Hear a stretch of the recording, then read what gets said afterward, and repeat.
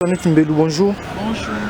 Nous sommes vers la fin, c'est déjà la fin du mois de mars dédié à la femme. Alors, pour les thèmes choisis de cette année, ces thèmes vous inspirent quoi?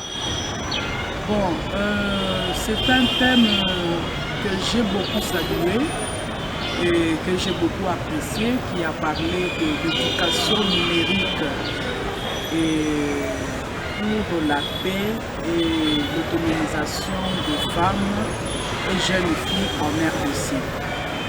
Nous voyons ce thème est subdivisé en trois grandes parties.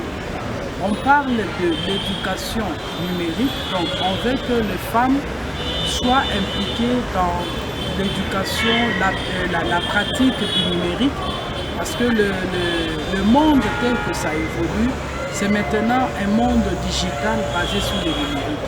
Alors, en tant que femme, pour que la femme soit vraiment inclue dans ce monde où il y a l'avancée du digital, c'est un thème vraiment qui est beaucoup axé sur le numérique pour susciter aux femmes cette attention particulière d'utiliser le numérique. Et on voit le thème aussi parle de la paix. Vous savez que notre pays fait l'objet d'une agression il y a cela 20 ans. Alors, même avec le numérique, les femmes peuvent aussi participer d'une manière ou d'une autre, travailler pour la paix, pour que la paix s'installe réellement dans toute l'étendue de la RDC. Et il y a l'autonomisation. Vous savez, l'autonomisation, ce n'est pas seulement le fait de manipuler l'argent, mais l'autonomisation, c'est d'abord cette connaissance qu'a la personne dans certains domaines et ce qui va lui permettre de devenir une personne autonome. Donc, la femme congolaise a été beaucoup incitée à s'ingérer dans les affaires numériques, s'impliquer pour la paix en RDC et aussi s'impliquer pour son autonomisation qui fera en sorte qu'elle soit une femme développée. Une femme développée, 2023 c'est une année électorale. Tout s'est déroulé en conscientisant des femmes, en réveillant leur conscience pour qu'elles s'impliquent aussi dans la gération du pays. Au regard de la vitesse du numérique et de la politique, comment trouvez-vous l'évolution de la femme en RDC? L'évolution de la femme en RDC, selon les statistiques, nous avons suivi que le numérique dans le monde des femmes est utilisé à 43%. Donc il n'y a pas encore même la moitié des femmes de la population féminine qui utilisent le numérique. Alors nous appelons ces femmes à vraiment s'ingérer dans le numérique, surtout cette année 2023, les femmes candidates, les femmes qui ont les ambitions électorales, doivent vraiment chercher à s'impliquer dans le numérique parce qu'à travers même le numérique, cela va favoriser leur campagne électorale, cela va favoriser même la gestion de leur voix et cela va favoriser même à ce qu'elles sachent s'y prendre pour le suivi, la gestion de voix qu'ils auront dans différentes circonscriptions. Le chef de l'État Emmanuel, le gouvernement Sama Lukonde, on a vu les femmes quitter de 15 à 16. Selon vous, est-ce le respect de l'égalité entre femmes et hommes est respecté? Nous saluons d'abord cette avancée et nous félicitons le président de la République, Félix-Antoine Tshisekedi Tshilombo, l'homme de la masculinité positive et puis l'homme des paroles, de la façon dont il a fait montrer sa volonté d'augmenter le pourcentage, le taux de participation des femmes dans le poste de prise de décision, notamment dans le gouvernement. Et il nous a promis le 8 mars au Palais du Peuple que nous allons arriver à l'égalité. Donc nous croyons à sa bonne volonté que l'égalité avec le président de la République, c'est une effectivité et une réalité. Nous allons y avancer. Donc nous allons lentement et sûrement et nous demandons aussi aux chefs des partis politiques de ne pas freiner les femmes dans leur parti, faire prévaloir les qualités des femmes parce que les femmes, pareil, ne manquent pas dans les partis politiques. nous avons entendu qu'il y a certains partis politiques qui ont même refusé de participer parce qu'on leur a imposé de donner des femmes, ils n'ont pas voulu. Donc, nous demandons aux chefs des partis politiques, les acteurs politiques, de suivre les pas du président de la République, qui est l'homme de la masculinité, d'aider à ce que les femmes, le taux de participation des femmes soit selon la Constitution d'une manière équitable et égalitaire. Le président Tshisekedi pense laisser ce pays dans la main d'une femme. Comment trouvez-vous l'évolution de la RDC gérée par une femme à la tête du pays? Vous savez, partout où la femme gère, il y a toujours l'excellence. Parce que les femmes sont les gestionnaires de nos maisons.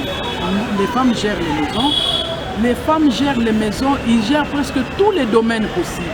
Les femmes sont dans l'éducation, les femmes sont dans l'économie, les femmes sont dans les sociales. Donc tous les domaines, il n'y a aucun aspect dont la femme n'a laissé, voire même la santé. La femme gère la santé au niveau de la maison. Donc le fait que le président aimait la volonté de laisser ce pays un jour entre les mains de la femme, moi je pense que c'est à ces années-là que nous allons réellement parler de développement du Congo. Parce qu'une femme à la tête ne voudra pas qu'il y ait la guerre. Une femme à la tête ne voudra pas qu'il y ait des tournements. Une femme à la tête ne voudra pas que la population puisse souffrir. Parce que soyez-en sûrs que lorsque la femme gère, elle gère avec tout son cœur et tout sérieux. Moi, je pense que cette volonté du chef de l'État, nous, femmes politiques, nous allons l'appuyer de façon que lorsqu'il a dit qu'il va céder le bâton à une femme, que cela soit vraiment effectif et qu'il y ait une femme vraiment de valeur, une femme de qualité qui va prendre le bâton pour l'avancement de ce pays. Alors, c'est une année électorale. La première dame Denise Nyakero Tshisekedi devant les femmes de l'UDPS. Elle a demandé à ces femmes de participer aux élections, de participer massivement aux élections, ce qui a été même applaudi. Selon vous, trouvez-vous réellement que le processus électoral, vu la lyre où les choses se déroulent, il y aura bel et bien élection en 2023? La CENI est déterminée. La CENI est déterminée de suivre, de respecter les calendriers. La CENI est déterminée de donner au peuple congolais les élections pour qu'il y ait stabilité des institutions. Et je crois que le parti UDPS, c'est le parti qui a milité pendant toute sa lutte. L'UDPS a milité pour les élections transparentes et crédibles. Donc, comme le chef de l'État et le chef même de l'UDPS, pour matérialiser notre vision de l'UDPS, je crois que les élections, qu'on ne soit pas distrait, les élections auront bel et bien lieu cette année 2020. Aujourd'hui, la RDC est agressée par le Rwanda. Comment se déroule d'abord le combat sur le terrain et quelle allure pour gagner ce combat entre la RDC et le Rwanda à travers le M23? Quelle stratégie que le pays peut se pencher pour mettre fin à cette agression barbare? L'agression rwandaise, nous avons vu les avancées avec le chef de l'État. Avant, les pays étaient agressés, mais on ne parlait pas du problème de la RDC, l'agression rwandaise, et même le Rwanda n'était pas dénoncé. Mais aujourd'hui, nous voyons, c'est toutes les Nations Unies qui en parlent, toute la communauté internationale qui en parle, toute la communauté africaine qui en parle. Alors nous saluons les avancées diplomatiques du chef de l'État qui est en train d'éradiquer lentement et sûrement cette agression rwandaise. Et nous croyons fermement que cette agression rwandaise prendra fin avec le leadership du président de la République qui s'y est vraiment attelé pour mettre fin à ça. Revenons d'abord sur le remaniement du gouvernement. Comment saluez-vous la rentrée de Jean-Pierre Mbemba, Vital Kamerhe et Peter Kazadi, les trois pions phares au sein du gouvernement Sama Lukonde? Oui, l'entrée de Jean-Pierre Mbemba, de Vital Kamerhe et de Peter Kazadi montre à ce que le président a ces soucis-là d'avoir une inclusion de toutes les classes politiques, de toutes les tendances politiques et de toute appartenance ethnique dans les gouvernements. La personne de Mbemba, la personne de Kamere, tout comme Peter Kazadi, je pense que c'est un gouvernement qui a fait voir que c'est un gouvernement d'inclusion nationale, un gouvernement d'union nationale, afin d'amener ces pays vers les élections crédibles et que nous puissions vraiment éradiquer tout ce qu'il y a comme problème qui peut déranger les institutions de la République. Aujourd'hui, on parle de la flambée du dollar américain vis-à-vis des francs congolais. La vie sociale s'aggrave du jour le jour. Est-ce qu'on peut espérer un apaisement? La vie sociale de la République, bien sûr, il y a flambé des prix au niveau du marché. Mais il faut savoir qu'est-ce qui provoque, qu'est-ce qui est à la base de ces flambées des prix. Lorsque nous allons comprendre la hausse de prix, les pesanteurs qu'il faut assez que les coûts puissent augmenter, je crois que nous n'allons pas nous fier à ça. Mais il faut saluer que le social du peuple congolais a pris quand même une allure promettante. Dans le sens que hier, à l'école primaire, il n'y avait pas la gratuité. Hier, les enfants des militaires n'étaient pas dans de bonnes écoles. Hier, les épouses militaires, les enfants militaires n'avaient pas de bons soins de santé avec de bonnes infrastructures. Nous voyons les routes, par exemple la route Elengesa, qui des années, des décennies n'a jamais été réhabilitée.